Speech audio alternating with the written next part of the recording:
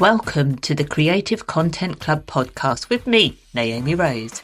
If you are a business owner who wants to consistently create content that connects and converts into clients, this is the podcast for you. I hope you enjoyed today's episode. Let's get right into it.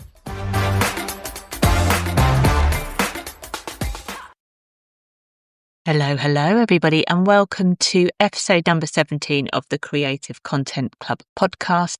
I'm your host, Naomi, and I love everything to do with content. And firstly, I'd just like to say, if it's a little bit boomy, as in a little bit echoey in this room today, I'm currently redecorating my office. It's got less furnishings in, hence why the echo. It's been due to be redecorated for the last 9 months. I brought the wallpaper back in January. I'm finally getting around to doing it. So it's happening very slowly because it's an old house, and every time you pull something down, you find something you don't want to find, or you open up something you don't want to necessarily open. I generally am not lying when I say there are cupboards in this house I haven't opened because they terrify me to find out what's inside. So there we go. Enough about the digression of my house and what we're here to talk about today. Let's move it on to today's topic, which is 3 simple ways to get your audience to actually care about what you post. If your audience doesn't care, and they just keep on moving past what you're doing, then you're just talking into a void.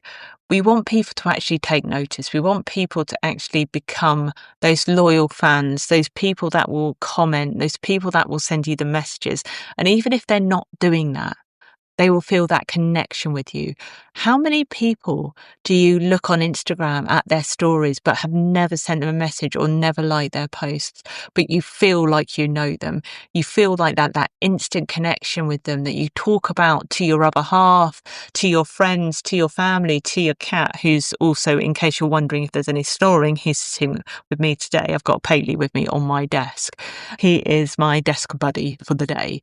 So that is what we need to think about when we are creating our content, is how do you actually get people to really care? 3 ways that we can do this. There are many ways which you could do this. I want to talk to you about really understanding the person who's reading it, the people who are going to be reading your content, and understanding them. If we don't really get their motivations, their drivers, their needs, wants and desires, the emotions they're feeling, then the content is going to be ignored.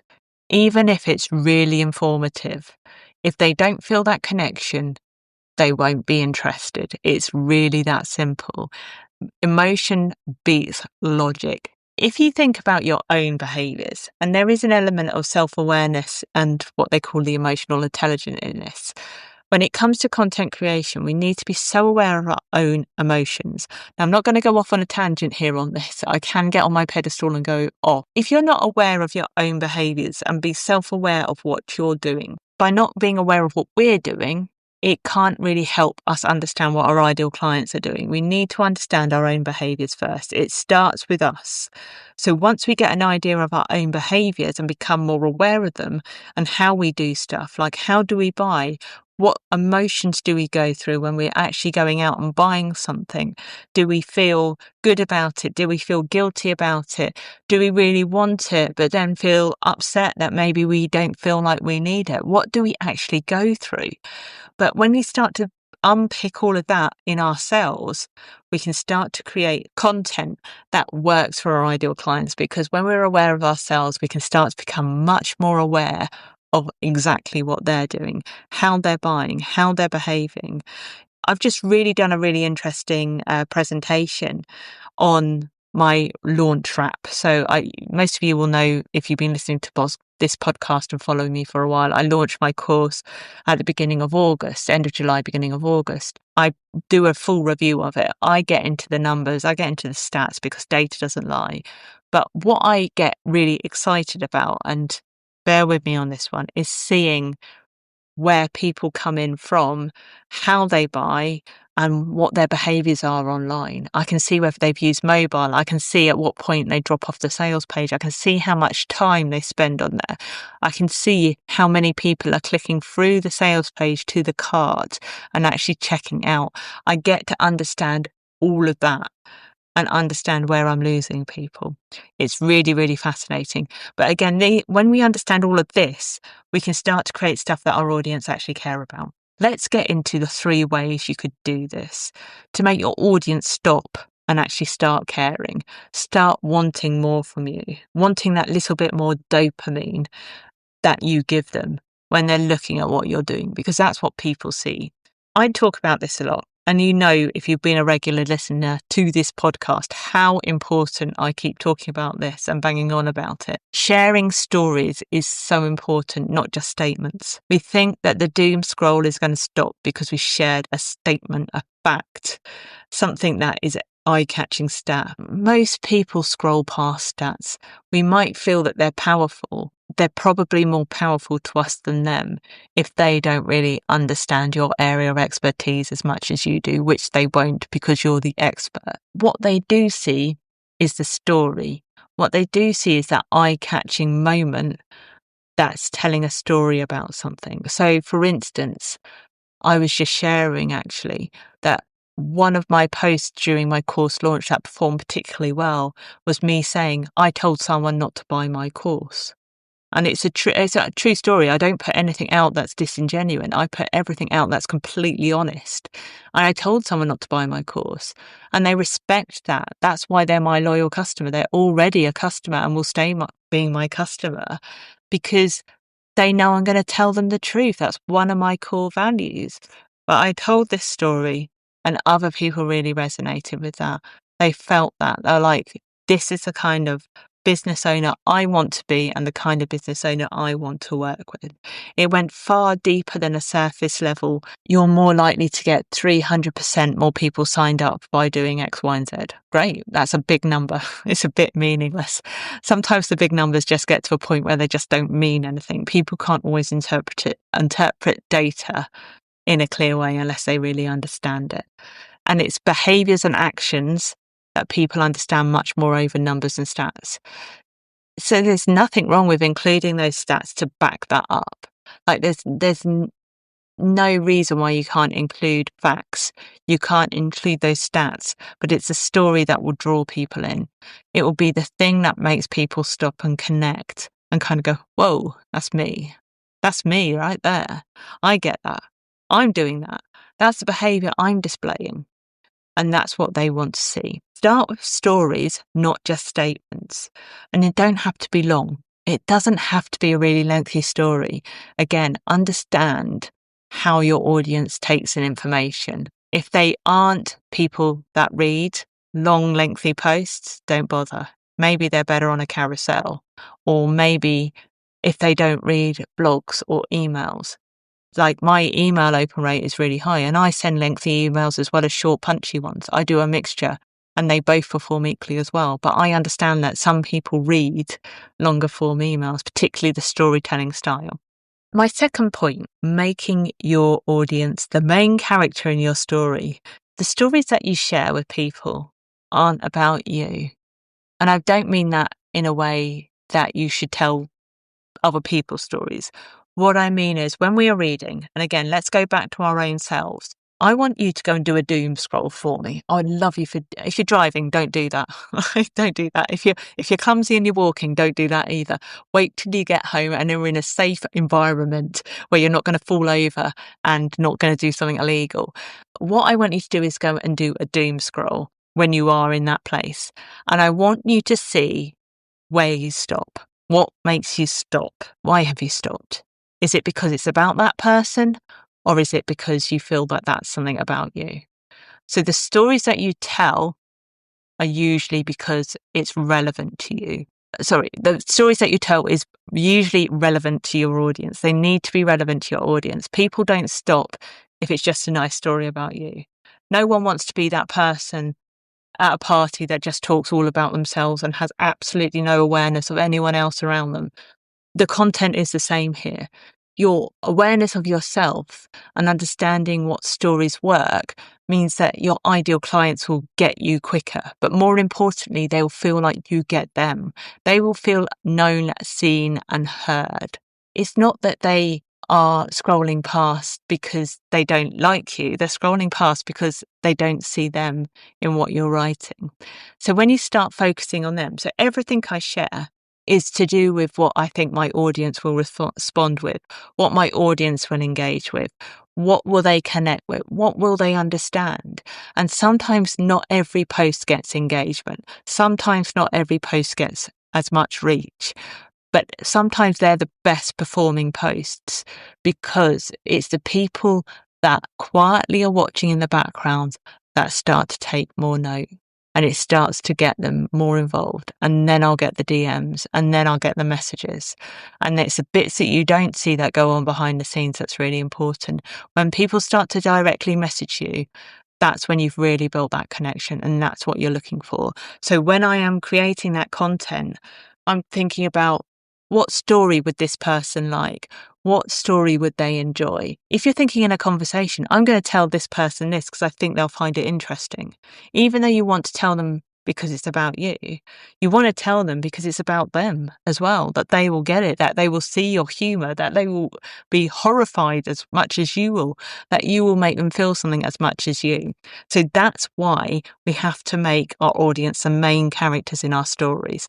Know who you're talking to so that they feel like they can connect and go, yeah, that is totally me. Absolutely the way you want to do it. And invite them into it. Bring them into the character. Like, imagine that you're in like some sort of secret cinema experience. I don't know if you've ever been to one. I have. I went to go and see Casino Royale at a secret location in London, and I can't remember the location, so I can't even tell you. But it was like a proper Casino Royale experience, right? It had the casino, it had the airport, it had all of these tasks. You were in MI6. You were then in Cuba. You're all over the place. Were they in Cuba? I can't remember. Anyway, they had built this entire warehouse into a live set of James Bond Casino Royale. You went through, you could interact, you could be part of the actual film, you could do the missions, you could go and eat at the bar. They had made it into a full-on experience. And then once that closed, you got to watch the film as well. And they still brought that film to life with acting and all sorts throughout. So it was all really well done. And the best bit was you weren't allowed your phone. They took your phone off you because they wanted to keep it a secret. And it was really well done. But it made you the part of the character in the story.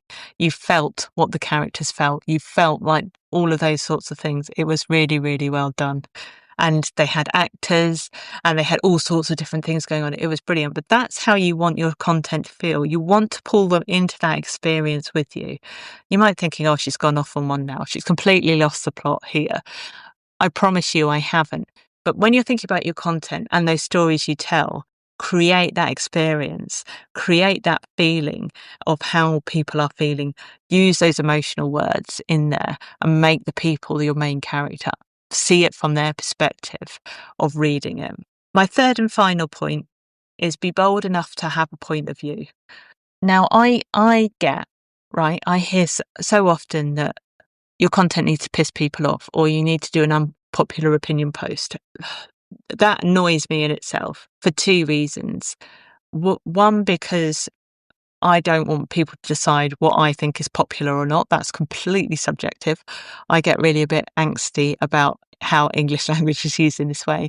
Secondly, I think it's good to share opinions. I think it's good to have strong views. A lot of people aren't comfortable with being that antagonistic kind of character, but I don't want you to be generic.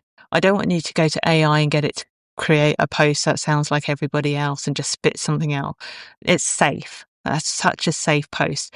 It's about being yourself. It's about being unpolished. It's about showing up authentically. That's what I'm talking about. And showing exactly what you want to get across, a clear aim of that particular post. Clear, concise and compelling. That's what we aim for. It doesn't have to be controversial for the sake of it. It's not necessary. It could be even like sharing a bad experience that you've had, like I shared the one about the dentist, like having a bad experience at the dentist, or talking about leads. I hate the word lead. Like, yeah, I get you have to do lead generation. I get that, but they're people. I am not a lead. I'm a person. I'm not just another number. If I'm going to buy something, I'm investing in it. I don't want to be thought of as just a money making opportunity. And I hate those sleazy DMs. That's what gets on my nerves. And I'm happy to talk about that. And people will agree with me on that. And again, I share some of these. I screenshot stuff and send it to people because I want to see what people think. And they're the kind of things you can absolutely put in your opinions. Like if you see people talking about stuff that you don't necessarily agree with, it's not about being bitchy. It's not about calling people out for the sake of it, because we see a lot of that. I see a lot of that negativity, but actually sometimes just having that point of view, being the leader in your field is about leadership. It's about people that look up to you and being able to say the things that sometimes makes you feel uncomfortable, stretching you beyond that comfort zone is really, really good, because that's what people will respect.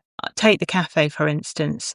I use this as an example because I actually shared a lot on my previous podcast, Baking Boss Kitchen Secrets, about what actually happened in the kitchen, because no one saw that. And more importantly, business owners who are on their own trying to navigate a really, really difficult time in hospitality, spending half their time going, I'm failing at this and I'm doing this really wrong. And I don't know what's going on with everybody else, but I don't dare go and ask because we feel like we're being intrusive. And that, I shared exactly what happened in the kitchen, the good stuff, the bad stuff, the ugly stuff, all of the things that made the business as it was, because that's how it was, rightly or wrongly so. It's how I navigated it. But I wanted to share that so people would feel like they weren't alone, that they were able to resonate and understand that actually sometimes business isn't smooth sailing. Oh, hang on, my cat's just waking up. But again, it's having that point of view of being able to share what you think without feeling like you're being judged for it. There is always going to be judgment. People naturally judge. It's part of our psyche. It's part of who we are. But decide the stories that you want to tell. Tell the ones that you feel comfortable enough, that are bold enough. And even if it's just being you and your authentic self, like the good stuff, the bad stuff, whatever that might be. Sometimes sharing the things that don't work resonates much stronger than the stuff that does work. So the reason I'm telling you all of this, and this is like summarizing this podcast episode, is because if your content feels like it could have been written for anyone and speaking to everybody, it'll be read by no one, quite simply. You need to write it as you, talking to your ideal clients as them. You need to have that conversation across the room. Take their language. Listen to what they say to you. Those clients that talk to you, what are they saying? What are they feeling? What is going on in their life outside of their own business or outside of what they do? Because that's what will make people connect with. They'll feel human, they'll feel valued, and they will become loyal people because they'll want to work with you, not because of what you're selling, but because of who you are and your values. I hope that's been a helpful episode today. I know I've gone on a couple of tangents, but let me know what you think. You know where you can find me. I'm across all the socials, and I'd love it if you could subscribe, review, and tell all your friends about the Creative Content Club podcast, which can be found on any of your favourite podcast platforms. Okay, everybody, have a lovely week, and I'll speak to you soon. Thank you for listening to the Creative Content Club podcast with me, Naomi Rose. Don't forget to hit that subscribe button and give this podcast a review. If this episode gave you clarity or sparked a new idea, I'd really appreciate it if you could share it with someone else who would find it useful. If you haven't already, give me a follow on Instagram and come and connect with me on LinkedIn. And finally, don't forget to check out the show notes to take my quiz to find out exactly why your content isn't converting into clients. Thanks again for listening, and I'll be back again next week with another episode.